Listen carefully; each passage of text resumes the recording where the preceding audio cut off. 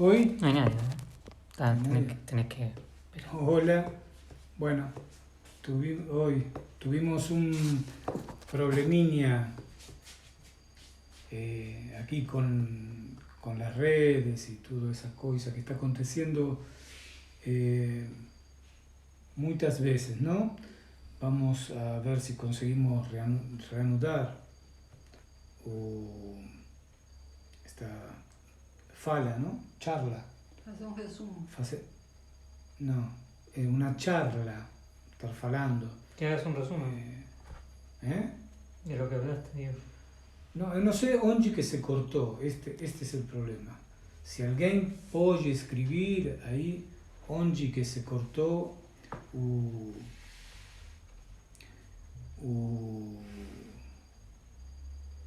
esta charla, eu consigo, para não falar tudo outra vez, não? Mas tem na gente já algumas pessoas. A ver, está tudo bem aí agora? Estava no golinho de café. Estava no golinho de café? Fala. Vamos tomar outro golinho de café. Eu fico nervoso com toda esta coisa, esta tecnologia, porque quando uno não domina alguma coisa, não sabe o que fazer. Então aqui a pergunta, não? Compro esmalte feito ou faço meu esmalte? A mesma coisa. Vamos ver, isso deixemos para mais adelante. Mas agora o que vamos a tratar de compreender é o que o princípio, não? Começando a falar do quartzo. Estava começando a falar do quartzo. Bom, que hay materiales refractarios, que hay materiales estabilizantes y que hay materiales fundentes, ¿no? Entonces, falamos que los fundentes, que en la primera columna de materiales es la columna enriquecedora de toda la fórmula, ¿no? Y primeira coluna, lembren que eu falei, como falava Seger, não? De básico, de anfótero, todas essas palavras que são ruins para os ouvidos, mas fazendo um resumo para começar a falar de esmaltes, é fundentes, estabilizantes, refractários. ¿Ok? Então, os fundentes, aí vamos a ter todos os fundentes y también enriquecedores del esmalte. ¿Ok? Toda esa columna va a ser una columna longa cuando la gente consiga enseñar Seger, ¿no? No medio, por en cuanto, porque también Seger no consiguió ubicar dónde fica el boro, si no medio o del lado de los refractarios o formador de vidrio más que refractario o estabilizantes. Entonces vamos a comenzar, disculpen si estoy un poco así porque ahora corté Alguien dijo que estabas hablando de que importaba la unión. entre... estaba hablando que o esmalte, sobre a superfície. Vamos a comenzar por ahí, o esmalte, que es un vidrio, falemos así, entre aspas, no está sozinho.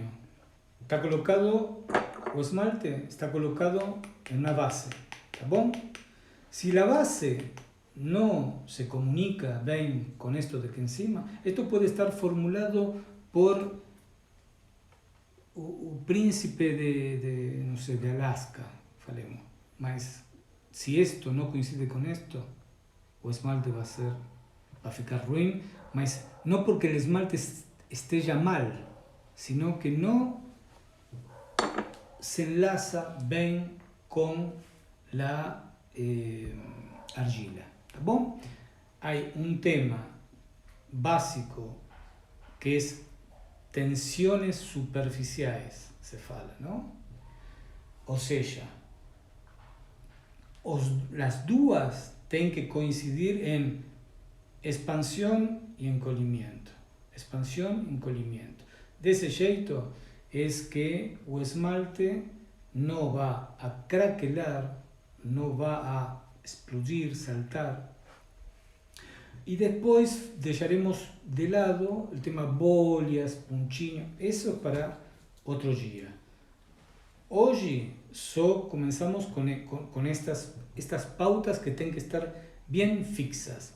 E lembrem disto, de como um tobogã, um sube e baja, se fala na Argentina, onde se coloca uma pessoa aqui, outra pessoa aqui, e isto vai e volta, não? Então, falemos assim. Fundente, refratário. Se subo muito o fundente, vai descer a temperatura do refractário.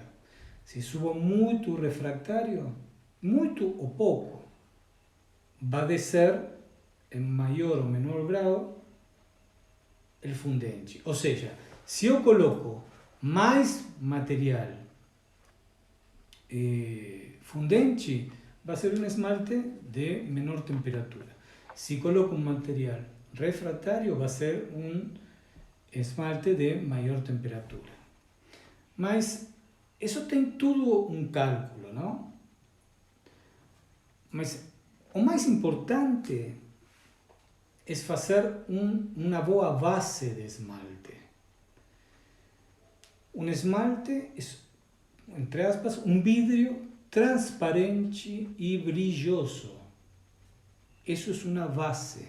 A partir dessa base, a gente vai começar a colorir, a opacificar, a caracterizar, a etc. Se fala? Etc. Então, o que é... Há muitos métodos de calcular esmaltes, não? Está Seger, que eu gosto, está Ian Currier, que fez a grade de Currier, que é uma metodologia ótima, que depois vou explicar um chiquinho, e que todo se relaciona, valga a redundância, entre a relação entre sílice e alúmina, não? Então, está o grupo de fundentes, por exemplo, na grade de Ian Currier, um grupo de fundentes intocável, sempre a mesma coisa. Subindo e descendo a lúmina, é que tem uns cálculos que fazer. Aí você vai obter em alguma das grades, que vou mostrar aqui agora, que é uma coisa assim, não? Em destes quadros, o esmalte justo para sua utilização. Agora, quando falei de refractários, em alta temperatura temos muita coisa, pero estava com os tijolos isolantes, fundentes. Los fundentes, el más importante, por eso Gitti fala, o Gitti, o no sé, en algún libro falan de que a las altas temperaturas están relacionadas directamente con feldespato, ¿no? Feldespato hay una variedad grande de feldespatos, ¿no? Y es una de las cosas que no puede faltar en ningún esmalte, tanto feldespato como cuarzo. Uno con el otro faz que ahí aconteça o esmalte, o vidro, a base. A lúmina é fundente? A lúmina não é fundente, a lúmina é o mais refractário praticamente, não? O quartzo, imaginem que funde por 1700 graus, a lúmina não lembro a que temperatura, mas a lúmina,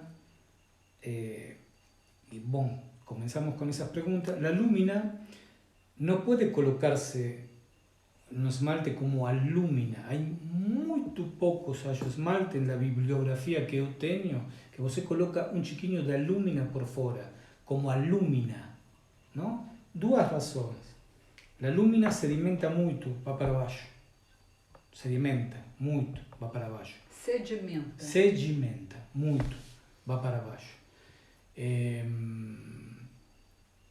Es muy difícil de fundir, pero alúmina, ¿no? Tenemos en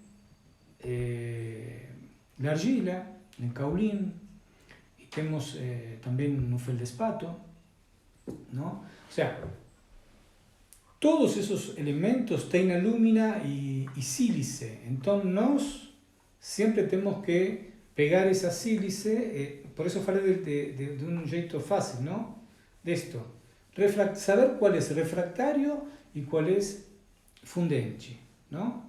Y moviendo esos elementos uno ya consigue subir y descer la temperatura. Yo quiero dar una cosa no mecánica, sino una cosa así didáctica, no mecánica, didáctica. ¿Por qué? Porque tengo un caso, por ejemplo, que hay un momento determinado onde você colocando más cuarzo, en un momento determinado você ya no consigue subir la temperatura, sino que se forma un eutectico y desce a temperatura. Esos son casos muy especiales que da para hablar otro día. Mas, por eso que no todo es o que está escrito, ¿no? No todo es como aparece en los libros, todo es práctica en la cerámica. Você tiene que testar, si no testa, prontinho. Entonces, hablemos del feldespato. Por ejemplo, vamos a dar unas dicas así, ¿no? Tenemos feldespato potásico, ótimo para hacer argilas. Feldespato sódico, u albita, ótimo para hacer esmaltes. Tenemos espodumenio, que da un aporte de litio. Y tenemos nefelina cienita. O sea, ya comienza a ver feldespatoides, ¿no? Como la nefelina cienita, que aquí en Brasil venden, en Argentina ya no tienen, hace mucho tiempo, ¿no? Nefelina cienita, feldespatoides. Mas, o feldespato potásico, que siempre es potásico sódico. O feldespato sódico es sódico potásico. Después tem otro feldespato que tiene calcio y magnesio, y tiene otro feldespato, como el espodumenio, que tiene litio. Entonces, trocan las fórmulas de esos feldespatos. Entonces, el feldespato potásico sería un más refractario. El feldespato con litio o sódico, ahí serían más fáciles de fundir y por eso son más utilizados en esmaltes, ¿no? En Argentina estamos muy acostumbrados a utilizar solamente el feldespato potásico porque no tenemos una buena definición de cuánto tiene de sodio y de potasio. Aquí en Brasil sí, aquí está comprobado, yo hice pruebas, es simple, por eso falo de hacer pruebas. Você pega una receta de un esmalte y hace un esmalte y troca el feldespato, troca el potásico, coloca el sódico y va a ver cómo el esmalte desce a temperatura, desce un cone, por ejemplo, dependiendo o qué ataque a ese feldespato, ¿no? Porque el feldespato, ¿te preguntan? ¿O feldespato están durmiendo ahí o están durmiendo? ¿Están tan bom? Bom. Es un poco chato al principio, mas si comprenden esto es muy importante. O feldespato en baja temperatura, o feldespato es ótimo porque, olha, en baja temperatura es refractario, hasta los 1060 grados aproximadamente, 1040, 1060. A partir de los 1190 grados comienza a ser fundente. Imaginen qué cosa ótima para la cerámica, ¿no? Por quê? Porque eu não me especializo em baixa temperatura, mas conheço, não? Quando fiz a minha formação, eu faço.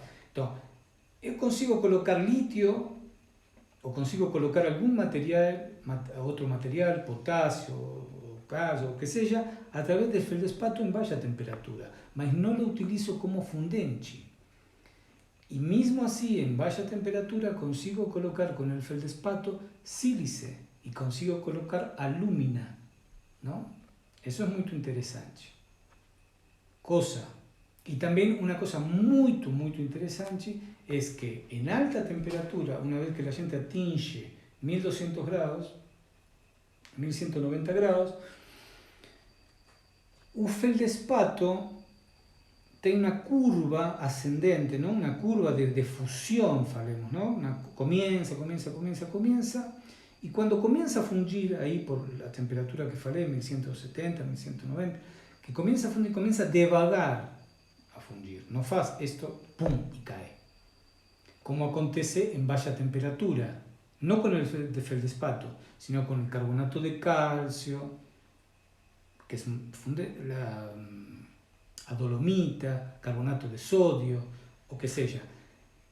Tem pequeño margen donde a gente pode errar tem um mosquito, errar em la temperatura de queima.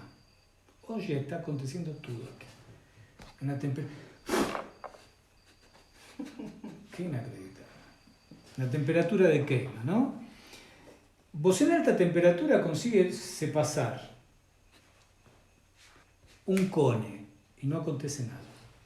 Consegue se passar 2 cones. Também pode ser que não aconteça nada. Mas você em baixa temperatura não consegue. Você tem que ser muito estricto. O intervalo de fusão do feldespato tem 100 graus, 100 graus. 100 graus são muitos cones. Não?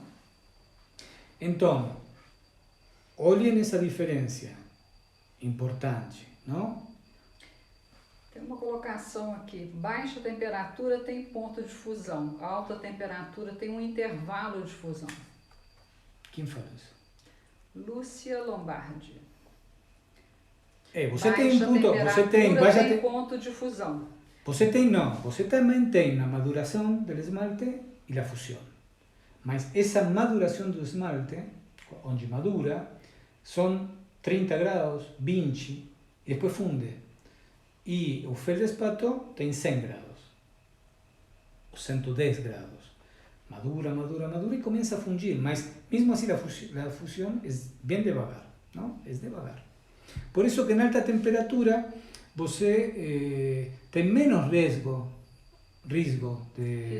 risco de perder uma peça por que se cole na placa que em baixa temperatura, não?